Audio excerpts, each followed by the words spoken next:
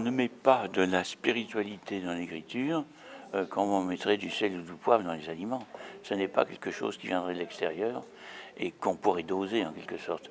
Je pense que et spirituel, pour moi, non pas spécialement une écriture qui parlerait de sujets spirituels, pas du tout, mais toute écriture, même si elle concerne des domaines extrêmement quotidiens, qui aide à montrer l'invisible, à faire entendre l'inaudible et à faire sentir l'inodore. C'est-à-dire tout ce qui est, sinon la face cachée, en tout cas ce que le monde nous ne révèle jamais au premier coup d'œil. Nous faire montrer à la limite ce que nous avons sous les yeux tous les jours sans le voir. Donc la spiritualité, c'est avant tout, ce n'est ni une croyance, ni une foi, ni un regard, c'est plus que cela.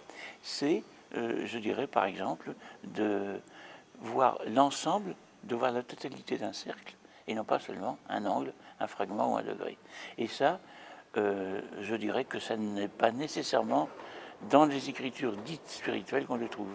Moi, j'ai trouvé beaucoup de ce qu'on pourrait appeler de réflexion de nature spirituelle et d'élan dans des ouvrages, par exemple, de savants, dans des ouvrages traitant, dans la vie des libellules de Jean Rostand, quand il parle des ailes et des envols des libellules, de l'éclosion des larves et de l'arrivée au soleil, je dis toujours ce texte-là pourrait faire partie d'un livre mystique, alors que son intention n'était pas, lui, bien sûr, de parler de ces choses, mais simplement de décrire un envol, une chrysalide qui devient un insecte ailé qui part vers le soleil.